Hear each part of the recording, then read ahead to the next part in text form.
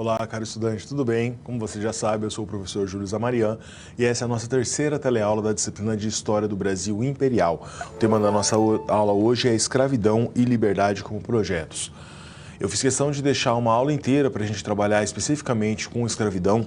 É óbvio que durante as outras aulas a gente vai enxertar ali outros temas que são pertinentes aí ao Brasil Imperial, principalmente ao segundo reinado, Dom Pedro II, mas a escravidão, sem dúvida nenhuma, merece um destaque na nossa aula. Essa prática horrenda que marcou de uma maneira indelével a história do Brasil e compreender a escravidão no Brasil, as lutas que os escravos empreenderam para conseguir a sua situação de liberdade, como essas pessoas foram violentamente tiradas das suas terras e transformadas em escravos no Brasil. Entender todo esse processo nos ajuda a nos entendermos enquanto brasileiros também. Então, eu espero que você goste bastante da aula. Vamos ao primeiro quadro.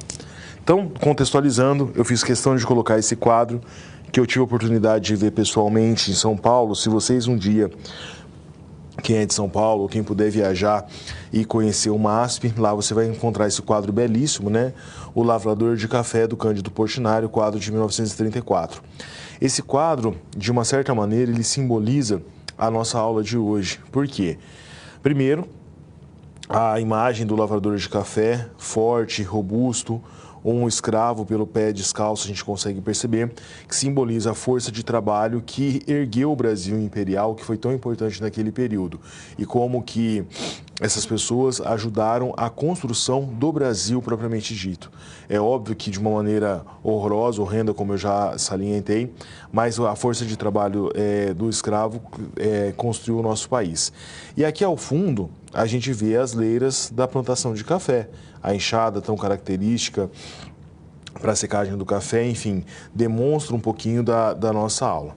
Então, a gente vai trabalhar com dois temas bastante importantes. Primeiro, a escravidão no Brasil, né, a situação dos escravos, as revoltas, as lutas pelas liberdades, as lutas pela alforria e a economia do segundo reinado, que obviamente está ligada com a cafeicultura. Então, de uma maneira bem síntese, esse quadro simboliza a nossa aula. Se a gente for falar temporalmente, a gente está pensando no início do segundo reinado, em 1840, e o período áureo ali do reinado, que vai mais ou menos até a Guerra do Paraguai, começa em 1864. Esse intervalo aí de 20 e poucos anos seria o auge da economia o auge do segundo reinado do Brasil, com a economia prosperando bastante e com novidades de governo, né? A partir de 64, depois entra a Guerra do Paraguai, os conflitos pelo fim da escravidão aumentam, questionamentos, questão de industrialização. Então, a partir do fim da Guerra do Paraguai, o segundo reinado acaba entrando numa decadência. Comumente, a gente acaba dividindo o segundo reinado em algumas etapas, né? Os primeiros 10 anos, de 1840 a 1850, são conhecidos como a década palaciana. Dom Pedro II ainda muito recluso, terminando seus estudos, terminando a sua formação, se preparando para se tornar imperador. De 1850, né, até o final da Guerra do Paraguai, mas já durante a Guerra do Paraguai, é o auge do Império. Então, o auge da economia, da cafeicultura, que vai trazer riqueza ao Império, início dos esforços de industrialização, uma certa estabilidade econômica, uma certa estabilidade política que vão fazer o auge do Império. E do fim da Guerra do Paraguai, os altos gastos com a Guerra do Paraguai, depois todas as contradições inerentes à sociedade e a uma própria convulsão econômica também, faz que de 1870 até 1889 a gente tenha a decadência e o fim do segundo reinado. É óbvio que um período tão grande nós não conseguimos trabalhar ele uníssono e nem entendê-lo em uníssono, mas nós temos aí essas três fases que são bem características. Então, na aula de hoje, mais em economia e principalmente tratando da escravidão, e posteriormente a gente vai trabalhar com a Guerra do Paraguai, a decadência e o fim do período imperial. Espero que a aula seja bastante proveitosa para você.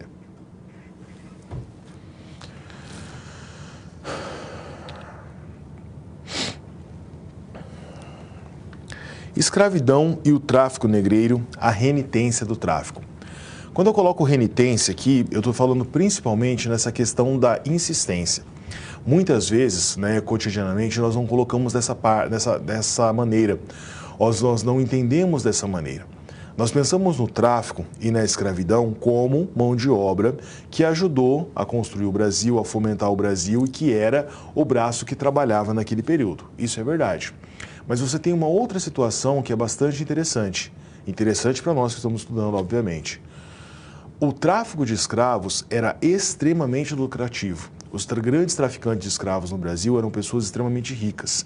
E em dados momentos, principalmente no segundo reinado, o valor que girava em torno da escravidão era algo tão volumoso quanto, por exemplo, um grande cafeicultor de café. Então, a própria compra e venda de escravos naquele período era uma fonte econômica muito grande. Então, isso ajuda a explicar por que o Brasil foi um dos últimos países do mundo a acabar com a escravidão. Porque, além de todos os combates, além de todas as situações, você tinha também um aspecto de dinheiro. Era lucrativo ter escravos no Brasil. Então, o fato que ajuda a corroborar toda essa ojeriza que a gente deve ter desse período da escravidão, entendê-lo, estudá-lo, mas de uma maneira bem crítica. E o tráfico de escravos é extremamente lucrativo. Vamos ao quadro entender um pouco mais sobre isso. Essa citação aqui é do Luiz Felipe de Alencastro, eu vou citar ele bastantes vezes durante a aula, é um dos historiadores mais respeitados do Brasil, venceu um prêmio Jabuti com um livro sobre o trato dos viventes, que depois eu vou citar durante a aula. Olha o que o Alencastro está nos dizendo. O Tratado Anglo-Português de 1818, então, ou seja, ingleses e portugueses, vetava o tráfico ao norte do Equador. Na sequência, o Tratado Anglo-Brasileiro, já como Brasil, 1826, e além de 7 de novembro de 1831, proibiu a totalidade do comércio atlântico e africano no Brasil. A Inglaterra, principalmente pós-revolução industrial, empreende uma verdadeira cruzada no sentido de combater a escravidão. Aí você deve estar pensando, professor, mas os ingleses tinham escravidão nas suas ex-colônias na África. Por que eles se converteram aí e foram contra a escravidão? Não, você não tem uma questão propriamente humanitária colocada aqui. Você tinha um viés humanitário, mas o principal objetivo dos ingleses era uma questão comercial. Eles percebiam que esse fluxo de dinheiro que girava entre Europa e América e que era colocado para a escravidão poderia ser realocado para a industrialização, para o comércio, para a exportação dos seus produtos. Então, essa questão dos ingleses não tem só a ver com a questão humanitária, tem também, mas é principalmente por conta dessa questão de dinheiro, né? O dinheiro empreendido pelo tráfico de escravos poderia muito bem ter outro uso, ter uma outra rota, se atendesse aos ditames comerciais já desse novo capitalismo pós-revolução industrial que os ingleses estão comandando no mundo. Voltando ao quadro. Aqui a citação do Alencastro, a continuação. Entretanto, 50 mil africanos, oriundos do norte do Equador, são ilegalmente desembarcados entre 1818 e 1831. 710 mil indivíduos, vindo de todas as partes da África, são trazidos de 1835 a 1856. Então percebam, conforme a legislação endurecia contra o tráfico, o número de escravos aumentava. Ora, da mesma forma que o Tratado de 1818, a Lei de 1831 assegurava plena liberdade aos africanos introduzidos no país após essa proibição. Por que o tráfico aumenta, sendo que a fiscalização aumentou? É um movimento um tanto quanto óbvio. As autoridades percebiam, tanto no Brasil quanto nos outros locais que se empreendia o tráfico de escravos, que o tráfico de escravos era extremamente lucrativo, percebiam o seguinte: veio uma legislação, daqui a pouco veio outra. O controle sobre a escravidão está aumentando. Mais dias, menos dias, isso vai acabar. Então, a procura por novos escravos, o tráfico de escravos aumenta, porque as pessoas ainda querem ganhar mais dinheiro, querem salvaguardar a mão de obra, o escravo começa a ficar mais valorizado porque a economia também cresce. Então você tem esses dois aspectos. O fim iminente do tráfico de escravos gera um aumento da procura e, ao mesmo tempo que a economia, extremamente do Brasil, começa a crescer, começa a prosperar, a economia cafeeira precisa de muita gente para trabalhar, o número de escravos aumentava. Então a gente percebe esses dois movimentos. Essa legislação vai combinar lá na frente na Bill Abden, né? E que acabou sendo traduzido no Brasil como a lei para inglês ver. Por quê? O Brasil oficialmente combatiu o tráfico de escravos para agradar os ingleses.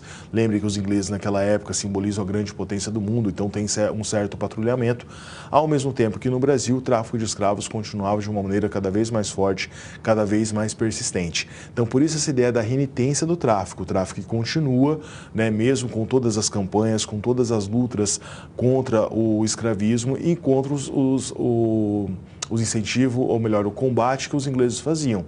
Por um motivo ou por outro, a ação que eles estavam fazendo de proibir o tráfico de escravos era extremamente nobre. Tem um filme que se chama Amistad, né, direção do Steven Spielberg, e representa muito bem esse período, né? É um navio negreiro que está sendo de escravos que estão vindo da África, indo para, se não me engano, para Cuba, e já está em vigência essa lei que não pode mais ter tráfico de escravos.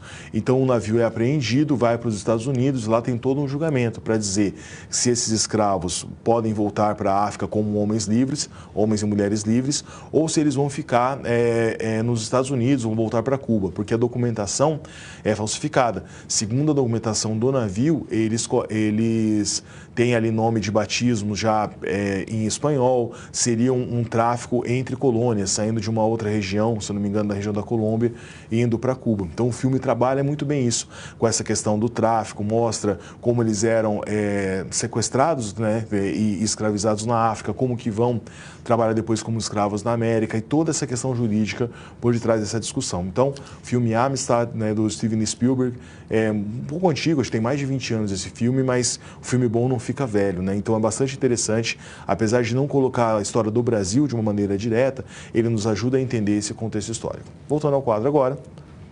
legislação insuficiente. O fracasso dessa lei de 1831, que é a chamada Lei Feijó. E daí nós temos o seguinte, essa outra citação, ó, hoje são autores aí que eu gosto muito, o Luiz Felipe de Alencastro, que eu já coloquei, e agora o Sidney Chalub, né, no texto A Força da Escravidão, Ilegalidade e Costumes no Brasil Oitocentista. Olha só o que ele vai nos dizer. 42% das importações de africanos para o Brasil em 3 séculos de tráfico negreiro aconteceram apenas na primeira metade do século XIX. Então, se você imaginar que nós tínhamos escravidão no Brasil, já com o tráfico, lógico que o tráfico vai crescendo, mas de mais ou menos 1535 aproximadamente, até o fim do tráfico, em 1850, quando realmente você tem uma lei no Brasil que combate o tráfico com veemência. Então, de 1535 a 1850, nós temos aí 100%, vamos colocar assim, do total do tráfico. 42% desses 100 acontece na primeira metade do século XIX, ou seja, de 1801 até 1850, nós temos 42% desses 100%. Então, é uma concentração muito grande, é quase metade num intervalo ali de pouco mais de 50 anos. E o que explica essa concentração tão grande? Vamos lembrar de 3 aspectos. Como a legislação está avançando no sentido de proibir o tráfico, e uma vez o tráfico proibido, é quase que inerente que a escravidão vai acabar, os traficantes incentivam, né, começam a comercializar cada vez mais para ter cada vez mais lucros, porque eles percebem que essa fonte de riqueza vai secar. Segundo, nós temos o crescimento do Brasil, crescimento econômico do Brasil. Esse período da primeira metade do século XIX é a época do crescimento muito grande da cafeicultura, uma cultura que precisa de muitos escravos para o trabalho. Então você tem a questão do fim do tráfico iminente, que os escravos, os traficantes querem ganhar muito dinheiro. Você tem um crescimento econômico no Brasil que faz com que essa escravidão também seja necessária. Quando eu falo necessária, eu estou querendo dizer com todas as aspas possíveis e imaginárias, naquele contexto por conta do aumento ali da economia. Então, esses 2 fatores ajudam a explicar esse aumento tão grande do tráfico de escravos na primeira metade do século XIX e, obviamente, nos trazem um panorama bastante interessante, não só da história do Brasil, mas da história um pouco do capitalismo e da economia naquele início do século XIX.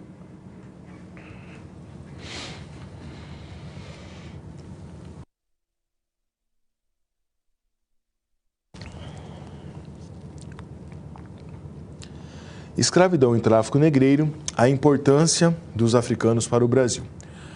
Quando a gente fala na importância da cultura africana para o Brasil, da cultura desses imigrantes forçados, muitas vezes é colocado de uma maneira um tanto quanto incipiente, né? Se coloca assim, olha, os imigrantes japoneses, franceses, poloneses, italianos e africanos tiveram uma contribuição na construção da cultura brasileira.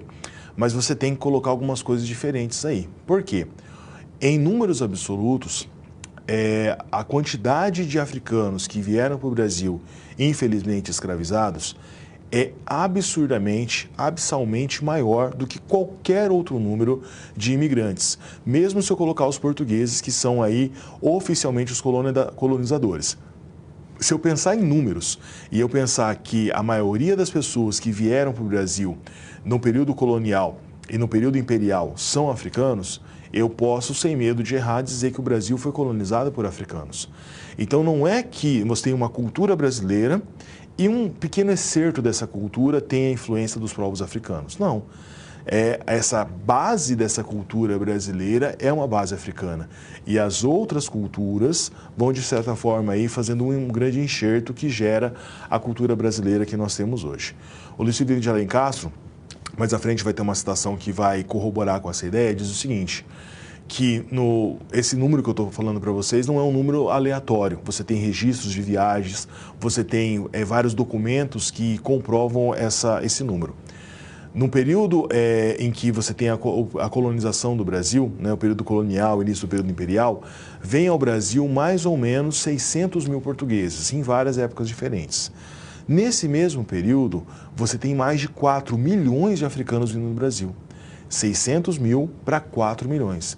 Então, em números absolutos, o Brasil é muito mais colonizado por povos africanos do que por europeus, portugueses, propriamente ditos.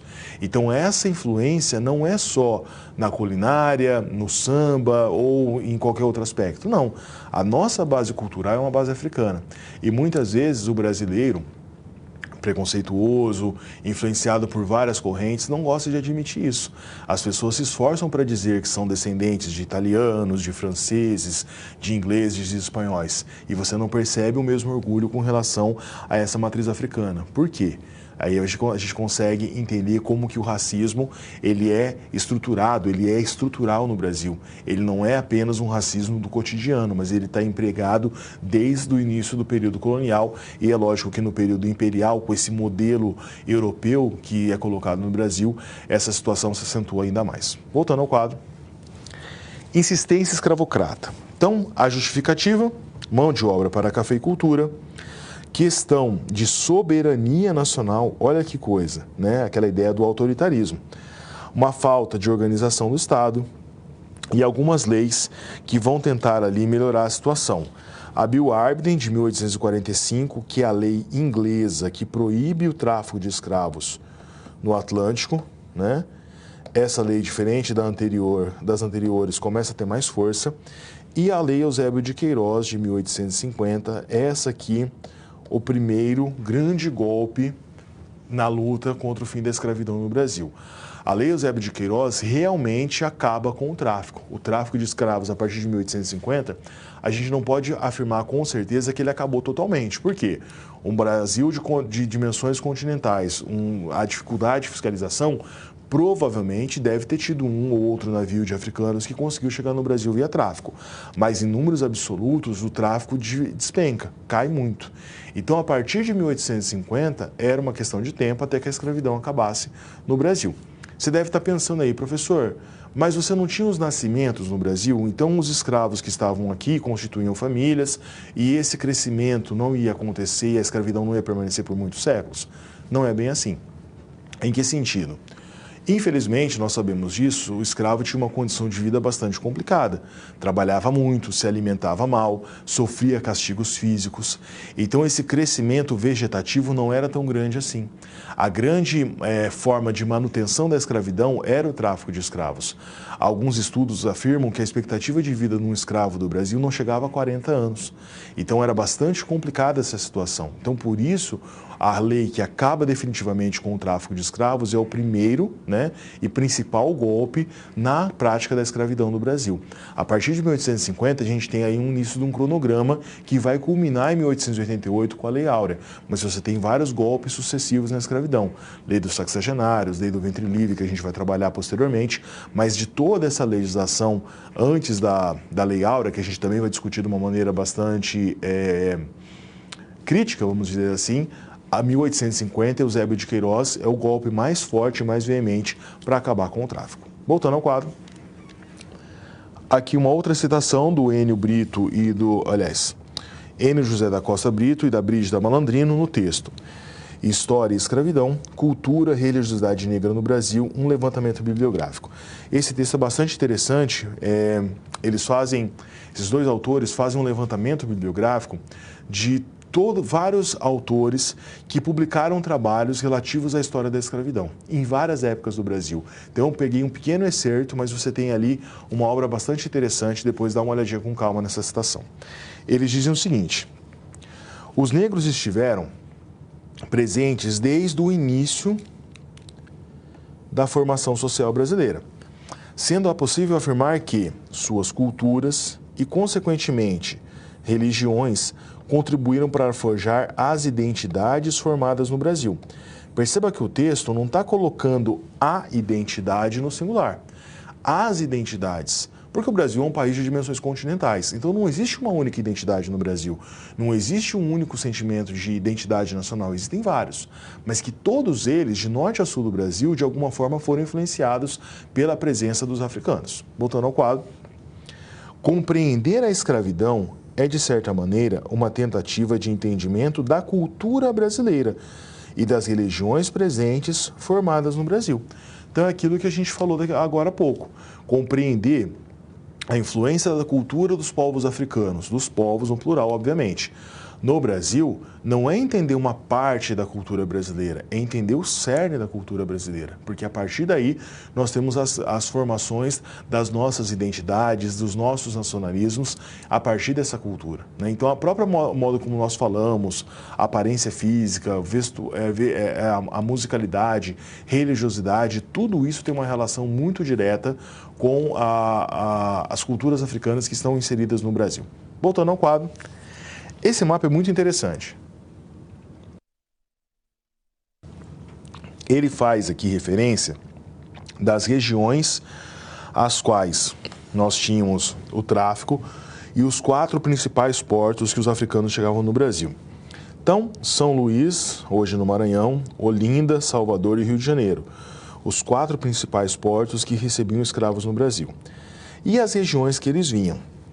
Os povos europeus, quando se referiam aos africanos, dividiam de uma maneira extremamente simplória e preconceituosa os grupos em 2. Os sudaneses, que eram os grupos que ficavam aqui mais na região central da África, né, centro mais para o norte. Sudaneses por causa da região próxima ao antigo reino do Sudão. Então, principalmente região de Cabo Verde, São Jorge da Mina, onde os portugueses tinham um entreposto comercial gigantesco de escravos.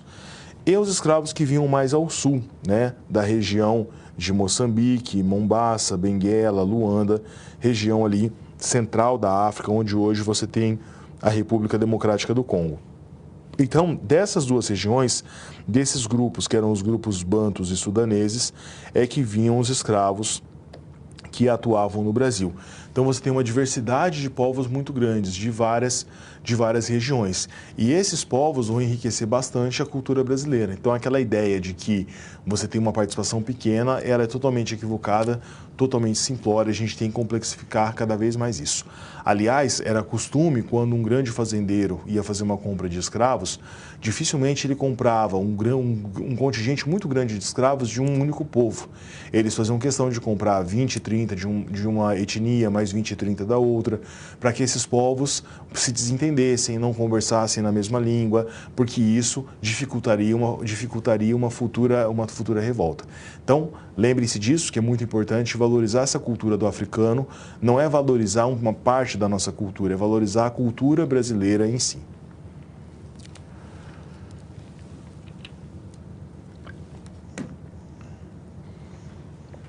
Economia do Segundo Reinado, o fim do tráfico e o café. Fim do tráfico em 1850.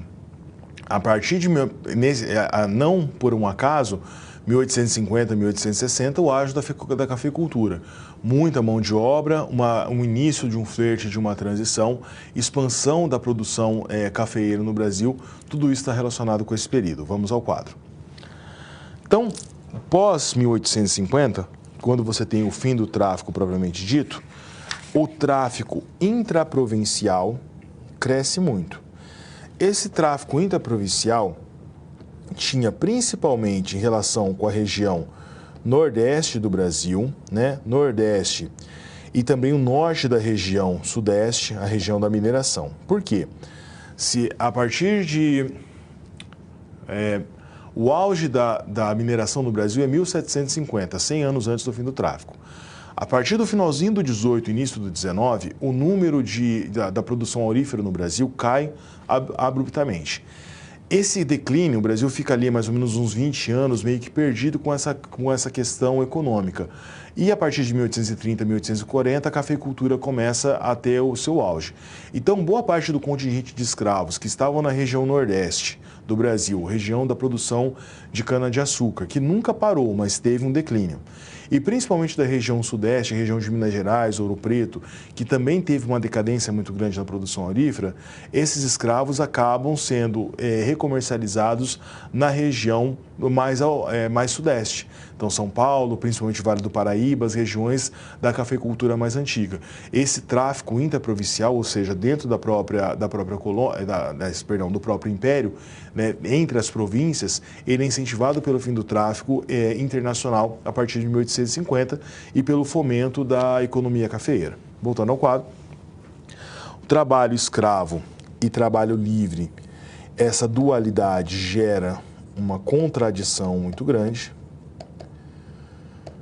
E a Lei de Terras de 1850, que vai, ou seja, garantir que terras no Brasil somente para aqueles que são mais ricos, para a elite. Uma mudança do panorama comercial brasileiro. O comércio do Brasil, a economia do Brasil deixa de ser pautada na produção aurífera, na mineração, e vai agora para essa questão da cafeicultura que fica cada vez mais forte.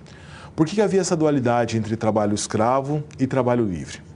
Existiam alguns profissionais dentro da cafeicultura que eram mais bem requisitados, né, e, consequentemente, ganhavam mais, dificilmente eram escravos. O mestre do açúcar, por exemplo, que fazia todo o controle da produção e, consequentemente, mestre do açúcar, perdão, a pessoa que cuidava da parte da cafeicultura, escolhia os grãos, a região onde ia plantar, quais eram as mudas que eram mais bem selecionadas, esse profissional era muito mais bem requisitado. Então, ganhava bem, você tinha essa dualidade. Além disso, desde o início da escravidão, você tem a possibilidade de alforria. A alforria é uma válvula de escape do sistema. O escravo, né, preso na sua condição, ele tem a esperança de conseguir uma alforria, de conseguir guardar um dinheiro trabalhando para fora, se ele tivesse autorização do seu senhor, de uma associação que não eram tão incomuns no Brasil naquele período, juntar um dinheiro, pagar essa escravidão, essa alforria. Você tinha senhores que muitas vezes no seu testamento deixavam a liberdade para os escravos pré-definida. Então você tem uma válvula de escape do sistema escravista e isso acaba gerando uma contradição. Essa contradição pós-guerra do Paraguai vai aumentar muito grande, porque os escravos que lutaram na guerra, quando voltaram, ganharam o direito à liberdade. Então, muitas vezes você tinha na mesma casa a mãe escrava, o filho que lutou na guerra livre, ou o marido livre e a mulher, a esposa e as crianças ainda escravos. Então, essa contradição cresce de uma maneira muito grande e ajuda a entender os movimentos para o fim da escravidão no Brasil. Voltando ao quadro. Mais uma citação importante agora do Estevão Chaves de Rezende Martins, Relações Internacionais, Visões do Brasil da América Latina. O autor vai nos dizer o seguinte: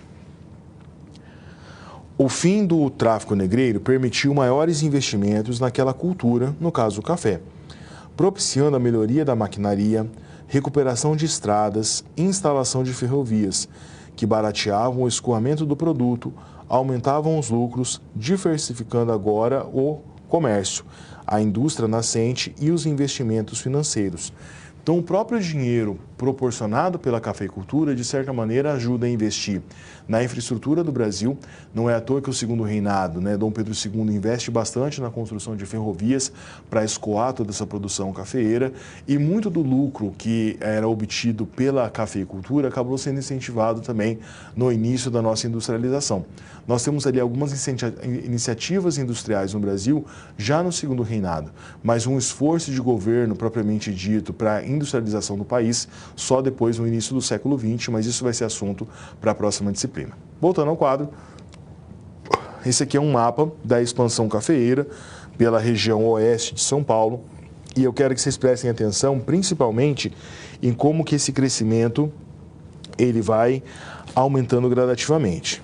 Então, até 1840, então eu estou pensando aqui no início do segundo reinado, a região cafeicultura ela é bem pequena. Você tem aqui um pedacinho do Rio de Janeiro e um pedaço de São Paulo, principalmente a região litorânea. De 1840 a 1865, que eu acabei de comentar no início da aula, que é o auge do Império, o auge econômico do Império, a expansão ela é absurda, né? Pega aqui Espírito Santo, praticamente todo o estado do Rio de Janeiro, o sul de Minas Gerais, região aqui de São Paulo e região que viria a ser futuramente o Paraná, mas que na época ainda pertencia a São Paulo. Pós-Guerra do Paraguai, já na fase final do Império, na decadência do Império, você tem uma expansão mais tímida para o interior aqui, região de Rio Preto. Então, das três regiões que nós abordamos, a parte verde é o auge da expansão da cafeicultura no Brasil, toda essa região verde aqui. Esse auge, ele é aleatório? Não. Ele é uma consequência do auge do império, da economia crescendo, do incentivo, do alto número de escravos que vieram no Brasil, que ajudaram a fazer toda essa cultura da cafeicultura crescer cada vez mais. Então, essa data, né, e a maneira como aquilo é colocado no mapa não é à toa. Então, tudo aquilo que a gente estava discutindo na aula, o mapa, como fonte histórica, acaba corroborando com as nossas conclusões. Vamos agora para a nossa primeira situação-problema. O fim da escravidão. Em sua aula, quando é apresentado o título do dia, a abolição do tráfico de escravos, alguns alunos reviram os olhos e um deles diz: "Ah, esse negócio foi lei para inglês ver. Nossa história é atribuída, ora como atrasada, ora como fruto da influência de terceiros", né? Então, aquela ideia de uma certa vitimização. Ou a escravidão acabou porque os ingleses pressionaram, ou porque foi o único lugar do mundo. Se coloca no segundo plano, acaba se esquecendo que o Brasil tem vida própria, que as coisas que acontecem internamente têm a maior influência, que as lutas pelo fim da escravidão dos próprios escravos falavam muito alto e mostravam a insatisfação com essa situação. Então, quando eu coloco que é só uma lei inglesa que acabou pressionando uma lei brasileira, dá a impressão que as pessoas aqui estavam inertes esperando a escravidão acabar. E não é assim que ocorria. Voltando ao quadro, então, para desmistificar essa ideia, você explica que havia um movimento forte contra o tráfico, não só na Inglaterra, mas também em muitos países, como o Brasil. Ou seja, o Brasil, as pessoas que estavam aqui, né, os brasileiros daquele período, eles não são agentes passivos da história, eles são ativos, eles estavam lutando. É óbvio que você tem consequências internacionais, um grande país como a Inglaterra na época, uma grande potência, acaba influenciando a nossa política, mas ela não determina a nossa política tanto com relação à escravidão ou qualquer outro ditames. Uma influência não significa necessariamente uma pré-determinação. Voltando ao quadro. O Brasil foi mais um desses países a integrar a discussão sobre a emancipação e o fim do tráfico. Mais do que pressões inglesas, havia uma mudança também nos discursos sobre a escravidão. Se antes, no século XVII, no início do século XVIII, a prática da escravidão era colocada aqui quase como uma coisa normal, os discursos no Brasil e no mundo vão mudando, as pessoas vão tomando mais consciência, você tinha cada vez mais grupos que se posicionavam contra essa prática horrenda da nossa história, grupos inclusive de elites. Então você começa a ter uma discussão muito maior, o movimento abolicionista cresce e a partir daí você tem pressões que vão, lógico, demorar cronologicamente, mais de 50 anos pelo fim do tráfico e depois pelo fim da escravidão, mas mostram que esses ventos de liberdade, de mudança, já estavam influenciando a política nacional. Vamos agora para a nossa primeira interação. A questão é a seguinte: por que temos até hoje tanta resistência à valorização da matriz africana para a nossa sociedade? Pense e reflita, eu volto em alguns instantes com a resposta.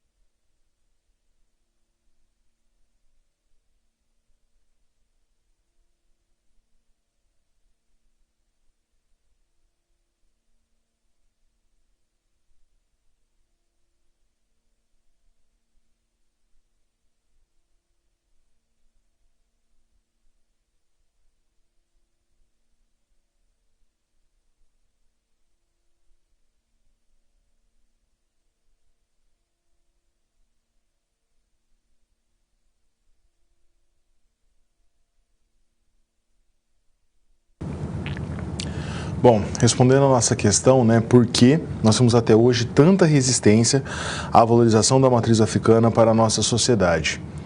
Eu queria dar uma explicação diferente da que eu sei, da que eu estudei, daquela que é muitas vezes até colocada como senso comum.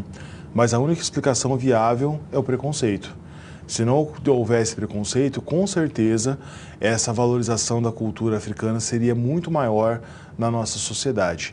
E para exemplificar esse preconceito, sempre que eu trabalho essa aula, eu gosto de falar do Dia da Consciência Negra, do dia 20 de novembro. E por que esse dia é tão importante? Em várias regiões, né, eu estou aqui falando para várias regiões do nosso país, e eu quero que você pense aí na sua região. O 20 de novembro na sua região é feriado? Existem movimentos, passeatas ou talvez expressões culturais que valorizem a cultura africana na sua região? Na minha região não tem, e em várias do Brasil não tem. A resistência contra esse feriado no nosso país é uma marca muito grande de como o Brasil ainda é um país preconceituoso, ainda é um país que não aceita a sua história, né, e que não valoriza essa cultura africana. Eu gosto de feriados, todo trabalhador brasileiro gosta de feriado. Mas imagine o seguinte, eu nunca vi, e quero que você faça esse exercício mental agora, uma pessoa questionar o dia 21 de abril, Tiradentes, como feriado. Nunca vi, não conheço nenhuma cidade que as pessoas falam, olha, Tiradentes foi um herói brasileiro, Tiradentes foi líder de um movimento regional em Minas Gerais que não queria a independência do Brasil porque sequer naquela época se cogitava a possibilidade de que todas essas regiões, dessa região unida que hoje a gente chama de Brasil, fosse unida. Ninguém questiona o dia 21 de abril como Tiradentes como um feriado, porque é algo instituído. Se o 21 de abril Tiradentes é um feriado institucionalizado e que ninguém questiona, o 20 de novembro, a Consciência Negra, na qual a gente está lembrando, né, ou rememorando todas as contribuições da maioria das pessoas que vieram ao Brasil enquanto período colonial imperial e que literalmente com os seus braços fortes construíram a nossa nação, e a gente não consegue valorizar isso, não consegue reconhecer isso, é um sintoma muito grave que a nossa sociedade está doente. Quem sabe daqui uns 50, 100 anos, os caminhos da história mudam, mas que esse feriado possa ser mais valorizado. Quando esse feriado for valorizado, quando não for mais questionada a sua validade, aí a gente vai conseguir ter uma ideia de que a nossa sociedade está progredindo. Enquanto isso não acontece, infelizmente, a gente tem que falar que a relutância pela essa valorização, ela é infelizmente pautada no preconceito.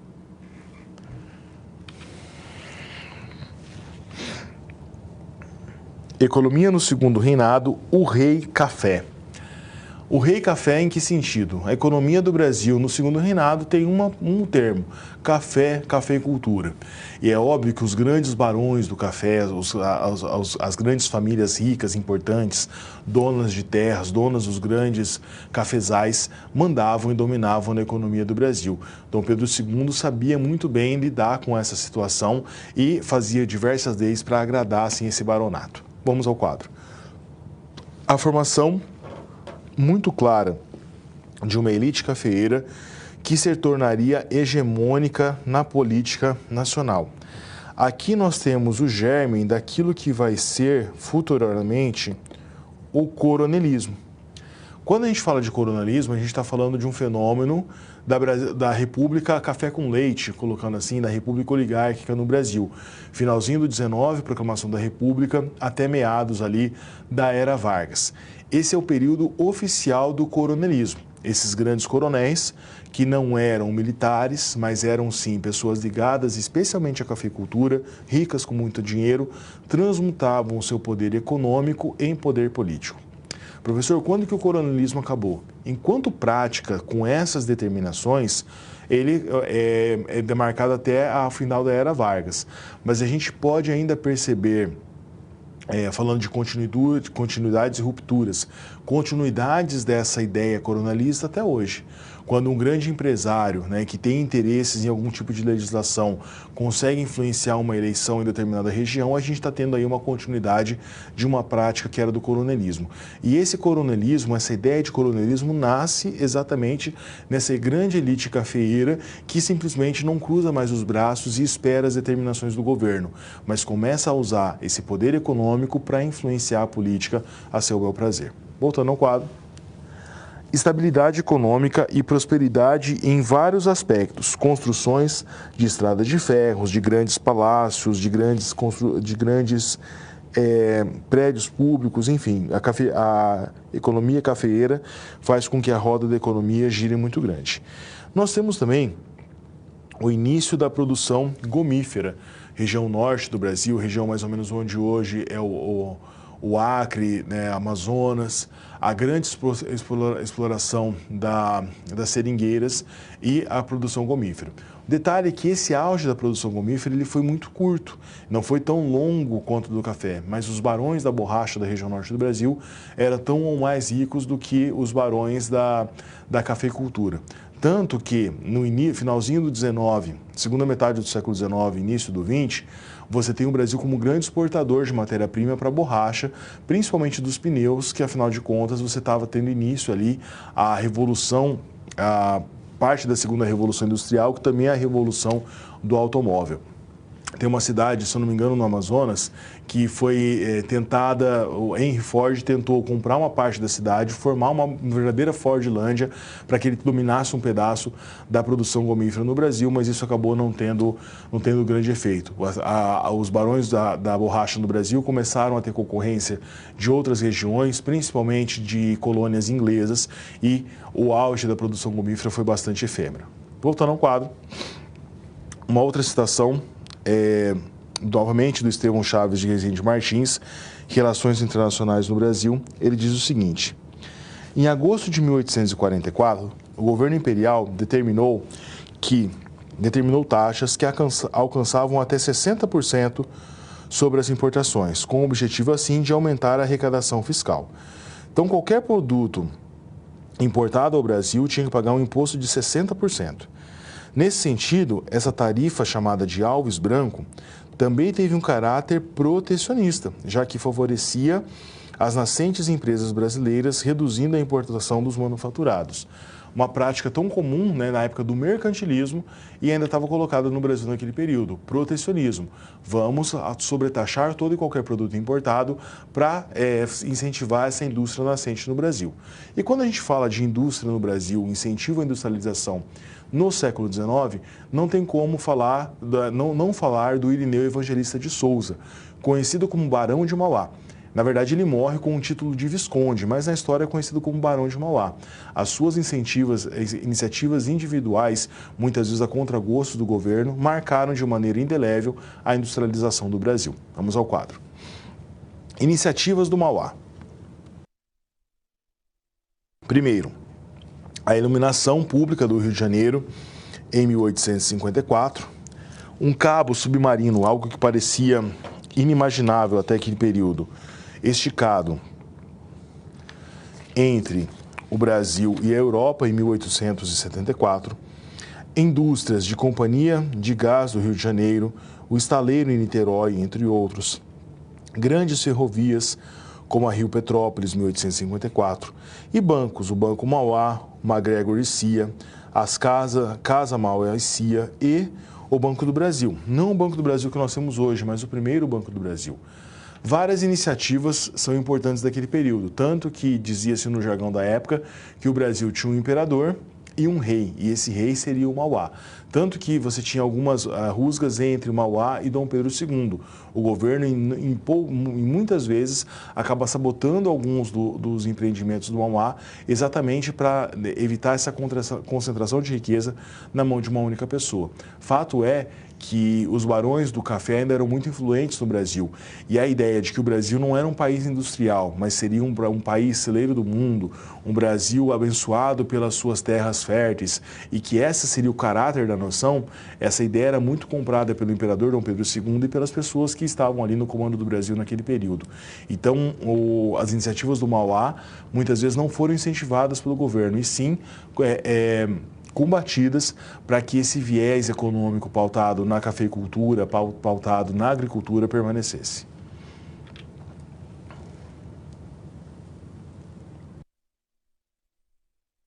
Escravidão e revoltas no segundo reinado. Os escravos lutam por seus direitos. Em 1888, a Princesa Isabel assina a Lei Áurea e liberta os escravos. essa historinha que a gente escuta na escola, ou escutou na escola durante muitos anos, é simples, parece, entre aspas, bonitinha, mas na verdade tira o caráter de luta com que os escravos batalharam durante muito tempo para alcançar a sua alforria. O próprio fato da Dom Pedro II estar viajando, não estar no Brasil naquele momento, e fazer com que a princesa Isabel, em exercício do poder naquele período, assinasse a Lei Áurea, nos demonstra isso. Dom Pedro II queria vincular a imagem da sua sucessora, a princesa Isabel, à ideia de libertadora dos escravos. E isso permaneceu e ainda permanece em várias regiões do Brasil. Quem libertou os escravos? A princesa Isabel. Não foram eles que se libertaram, que lutaram contra a sua situação de cativos. Então eu queria, nesse momento da aula, falar um pouco mais sobre essas lutas e como que eles se movimentaram para acabar com essa situação. Vamos ao quadro. Então, você tem várias revoltas escravas, né? Algumas extremamente violentas, casos isolados, como a revolta de Carrancas, na qual a família Junqueira, que é uma família muito influente, rica, proprietária de terras, acabou sendo assassinada pelos seus escravos que lutavam pela liberdade. A revolta dos Malês, que nós já trabalhamos, 1835, que tem relação direta com os escravos que eram muçulmanos. E o medo muito grande do chamado haitianismo. Por que o medo do haitianismo? Os Estados Unidos da América conseguem a sua independência em 1776. O segundo país da América a ser independente, Haiti, 1804. Uma revolução sem precedentes. A população que era escrava no Haiti, de maioria absoluta de negros, consegue se organizar, montar uma revolução, derrubam um governo colonial, proclamam a independência e a república. A partir daí, esse nome haitianismo começa a surgir. Por quê? O medo de que essa revolta de ex-escravos que conseguiram a liberdade e proclamaram a independência e a república nos seus países se espalhasse pelo resto da América. E o Brasil, que era o maior país em território e o país que tinha o maior contingente de escravos de origem africana, esse medo do haitianismo era muito grande, pairava de uma maneira muito forte no Brasil. Então, por isso, o combate contra manifestações, contra revoltas que lutavam pela alforria começou a ser muito grande no Brasil, principalmente no século XIX, esse medo do haitianismo pairava de uma maneira muito forte. Voltando ao quadro, aqui uma citação do Marcos Ferreira de Andrade, A Pena de Morte e a Revolta dos Escravos de Carrancas, né, diz o seguinte: os discursos políticos, as correspondências entre autoridades judiciárias, a documentação camarária e a imprensa periódica estão repletos de passagens que reforçam o fantasma do haitianismo no Brasil e o temor de uma insurreição escrava de grandes proporções que escapasse ao controle das autoridades e dos agentes de repressão. Continuando a mesma citação, se muitos desses discursos beiravam a histeria e têm de ser compreendidos considerando o contexto em que foram formulados e os interesses e as disputas políticas de quem os proferiam, por outro lado, não deixam de ser reveladores da tensão que marcou todo esse período. Então, revoltas como a revolta dos Malês fazia com que esse medo do haitianismo se propagasse cada vez mais. A ideia é que não era só um temor vazio, mas que na própria documentação, na legislação e jornais da época, tudo isso era colocado de uma maneira muito clara. Então, ou seja, a ideia de que o Brasil poderia virar um gigantesco Haiti. Existiam condições para isso? Sim, mas algumas dificuldades, né? Dificuldades por conta de tamanho do país, por conta das distâncias, comunicações, tudo isso não foi possível. Mas, sem dúvida nenhuma, era um medo das autoridades a ideia de que o Brasil pudesse se tornar aí uma segunda república independente pelas mãos daqueles que construíram o país, pela mão dos escravos.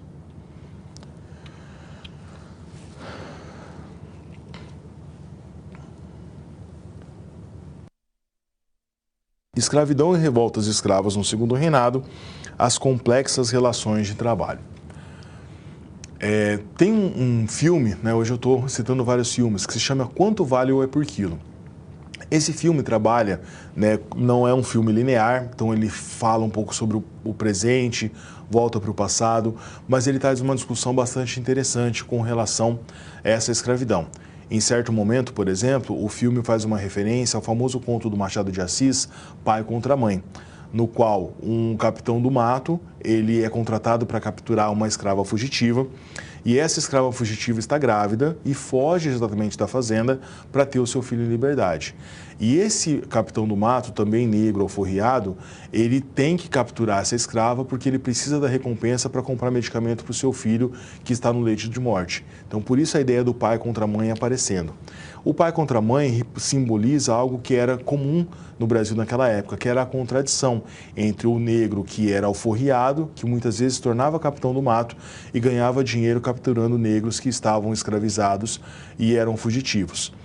E algumas confusões jurídicas que existiam no Brasil naquele período. São vários os casos em que escravos entravam na justiça e por diversas razões, diversos motivos, conseguiam a liberdade. Daqui a pouco eu vou citar um caso bastante interessante com relação a isso. Vamos ao quadro. Então, a alforria, como eu já coloquei em outro momento, é uma válvula de escape do sistema. Havia diversas formas de obtenção, né? E ela poderia, inclusive, ser revogada. Então, por exemplo, a questão da alforria era muito mais comum com escravos de cotidiano urbano. Então, imaginem uma escrava que era uma escrava doméstica. Ela trabalhava para o seu senhor, para a sua senhora e conseguia fazer o seu serviço das 8 da manhã às 4 da tarde. O período que ela tivesse de folga, muitas vezes o senhor concedia uma licença para que ela trabalhasse por conta própria. Então, muitas vezes ela trabalhava de lavadeira, trabalhava de quituteira, juntava o seu dinheirinho e conseguia comprar a sua alforria. Você tinha escravos, muitas vezes, que os seus donos, no testamento, colocavam ali que ele estava liberto. Às vezes, um escravo já mais velho, que muitas vezes já não tinha tantas forças, também era liberto para o seu senhor. Quais são os casos de revogação dessa escravidão? Muitas vezes essa escravidão, essa alforria, ela não era colocada no papel. Ela era muitas vezes de boca entre o senhor e o escravo. Então, há vários registros de legislação de, por exemplo, o escravo tinha ganhado a alforria do seu senhor, né? Muitas vezes só ali com um sapato colocado, mas não tinha nada colocado em documento. Quando esse senhor morria, a viúva ou os filhos entravam na justiça e conseguiam novamente o direito para reescravizar aquela pessoa que estava livre. Então, a legislação brasileira, já naquela época, tinha várias brechas e você tem vários casos curiosos desse momento. Voltando ao quadro. Aqui uma citação da Kátia Matoso, que é uma das grandes historiadoras também, que trabalha com essa questão dos escravos, que diz o seguinte... no Família e Sociedade na Bahia do século XIX. A liberdade pela alforria é um dispositivo legal. Em geral, está concedida em documento escrito, assinado pelo senhor ou por um terceiro, a seu pedido, se ele é analfabeto. Para evitar a contestação, tornou-se hábito que o documento seja registrado no cartório em presença de testemunhas, exatamente para evitar problemas como aqueles anteriores. Processos de escravos. Muitos escravos faziam solicitações diversas, né? Por melhores condições de trabalho, diminuição dos castigos físicos, direito em folga dos dias santos, pedido para ser vendido para outro senhor. Existem relatos, por exemplo, né, de greves. Escravos fugiam da fazenda, faziam um movimento grevista. Ah, professor, mas eles queriam o quê? Liberdade? Muitas vezes nem era liberdade. Muitas vezes eles pediam melhores condições de vida, pediam o direito, por exemplo, de cuidar da sua própria roça, de ter uma folga no domingo para ir à igreja. Então, num país de tamanho tão grande, as várias situações eram extremamente complexas com relação à escravidão. Voltando ao quadro. Continuação da citação da Kátia Matoso. Com muita frequência ocorre, porém, que se passem anos entre a concessão da alforria e o seu registro em cartório. Muitas delas são outorgadas por manumissões em testamentos ou até mesmo em pias batismais. Existe um caso bastante interessante que foi pesquisado por uma historiadora paranaense, né? Eu vou colocar aqui depois a referência para vocês pesquisarem. O caso é o caso da escrava chamada Liberata. E a historiadora que... Deixa eu escrever uma letra mais bonitinha aqui. E a historiadora que descobriu essa história e trouxe ela de novo à baia é a Keila Grimber. Se você colocar aí no Google, depois para você pesquisar no Cielo, a tese da Keila Grimber da escrava liberata, você vai achar. Então, eu vou tentar dar uma resumida na história. Lógico, o texto dela é uma tese de doutorado, mas a gente tem uma noção do que aconteceu. A liberata era uma escrava que foi vendida para um senhor que era extremamente violento com ela. Então, ela apanhava, batia, sofria muito. E Liberata foi estuprada pelo seu senhor, teve filhos com eles.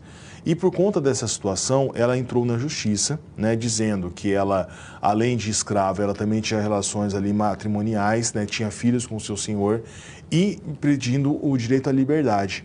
E ela deu sorte do caso dela cair na mão de um juiz que provavelmente era abolicionista e ele concede a liberdade a ela.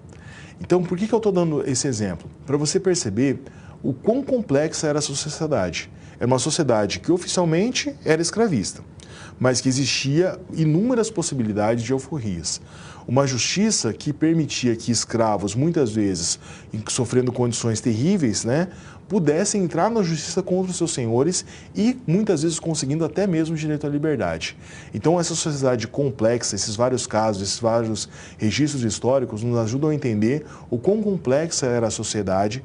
Prova que os escravos não estavam esperando a princesa Isabel assinar a Lei Áurea, muito pelo contrário, iam à luta, lutavam pela sua escravidão, mas que num país de tamanho tão grande, com tantas contradições, a luta pela alforria, a luta pela liberdade, muitas vezes era mais individual. O Brasil, infelizmente, nunca conseguiu fazer um movimento de vulto tão grande, pautado lá no haitianismo, para acelerar o fim da escravidão. Mas isso, de maneira nenhuma, significa que os escravos não lutaram da maneira que eles podiam, com todas as forças que eles tinham, para acabar da maneira mais rápida possível com a escravidão.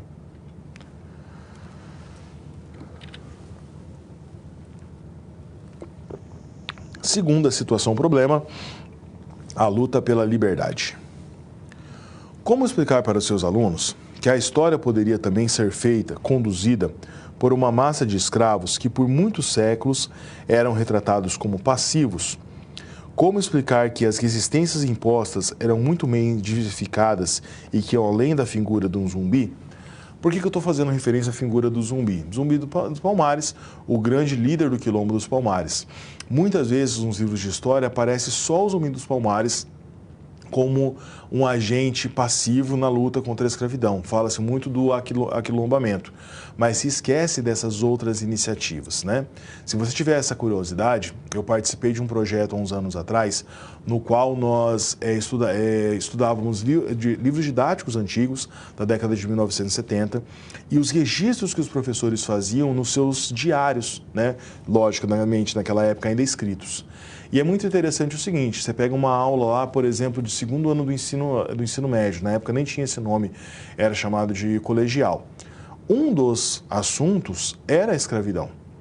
E no registro do professor, né, me lembro muito bem, depois eu posso até no chat mostrar para vocês, ou no fórum, essa imagem, ainda tem essa imagem, em um dia só o professor registra, trabalho com a escravidão.